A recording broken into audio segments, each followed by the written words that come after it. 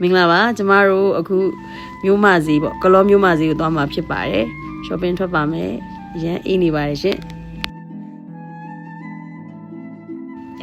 ကျမတို့ဒီမြို့မဈေးအဝင်ဝါက strawberry သီးတွေလိုက်ကြည့်နေပါတယ်မဝယ်ဘဲနဲ့နှိုင်ပြီးဖို့ကြိုးစားနေပါတယ်ရှင် strawberry သီးတွေအရန်လက်ဆက်တယ်ဈေးကတော့အရန်ကြီးမပေါ်နေဘူးရှင်ဒါပေမဲ့ကြိုက်လို့အများကြီးဝယ်ခဲ့ပါတယ်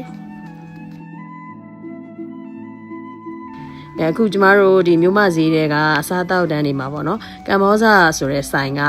TikTok မှာ trend ဖြစ်နေတယ်ပေါ့နော်အရင်ဟောဖြစ်တဲ့ဆိုင်လေးမလို့တွားခဲ့ပါတယ်အဲ့ဆိုင်မှာတကယ်လဲစားလို့ကောင်းတယ်လို့ဈေးတွေကလည်းအရန်တန်ပါတယ်ရှင်3ယောက်စား5ပွဲမှာတာတော့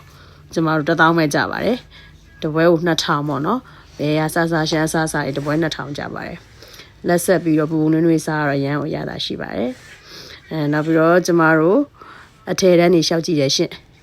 နွေးတွေကတော့လေတောင်ကြီးမှာထက်ဈေးပိုကြီးပါတယ်တောင်ကြီးမှာ9000လောက်ရှိတဲ့ဟာဒီမှာ8000 9000ရှိရရှင်အယုတ်လေးနဲ့အုတ်ထုပ်လေးကျမကြိုက်ပါတယ်ဒါပေမဲ့ဝယ်ပြီးသားဖြစ်နေလို့ပြန်ထားခဲ့ပါတယ်ရှင်ထောပတ်တီတွေကီလိုသီးတွေရမ်းစားလို့ကောင်းတယ်ဒါပေမဲ့အဲ့မှာနည်းနည်းလေးကျစ်နေတော့လေသူကတပိတ်တာ1000နဲ့မဝယ်ခဲ့ပါဘူးအခုကျမတို့ဒီလက်ဖက်6တို့နောက်အချင်းတို့ပေါ့နော်ရှမ်းချင်းတို့အဲ့ဒါလေးရှောက်ကြည့်ရရှင့်မဝယ်ဘဲနဲ့ရှောက်ဈေးမေးတာပေါ့နော် window shopping မှာဆက်သွားပါတယ်ဒီကျမတို့ဈေးတွေကိုပတ်သွားတယ်ဒါကတော့ဒီ video file မှာစားတောက်တာပြီးမှဒီဆိုင်ကိုပြန်ကြွညာပြီးဖြစ်ပါတယ်လိမ္မော်သီးတွေလည်းအရန်ဈေးပေါ်မနေဘူးရှင်ကျမတို့ဒီကျိုင်းတုံတို့တောင်ကြီးတို့မှာတတိယပို့ပေါ်တယ်ဒီမှာနည်းနည်းလေးဈေးပိုကြီးတယ်လို့ခံစားရပါရှင်ဒါကြောင့်လိမ္မော်သီးရေမွေးခဲ့ပါဘူးတက်ပုံတော့ရိုက်ခဲ့တာပေါ့နော်လိမ္မော်သီးလေးနဲ့လှနေလို့ဒါလေးကလက်ဖက်အဆူတဲ့သူတို့ကဒီဟွာလေးနဲ့ဝါချင်းတောင်းလေးနဲ့တေချာလေးထုတ်ပို့လာတာပက်ကေးချင်းလေးကတော်တော်မိုက်တယ်ရှင်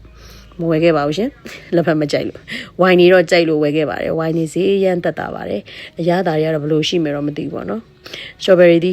strawberry သီးဆိုင်ကအမကတော့ရမ်းလဲသဘောကောင်းတယ်ကျမတို့နှိုင်ပြီးတာရင်တော်တော်တန်နေပါပြီရှင်အတီးအကြီးတွေပဲခေါင်းသီးတွေမှာကျမတို့နှိုင်ပြီးတာပါပြီးတော့သူကအပိုလည်းအများကြီးပေးတယ်ရှင်တော်တော်တန်ပါတယ်ဒီနေ့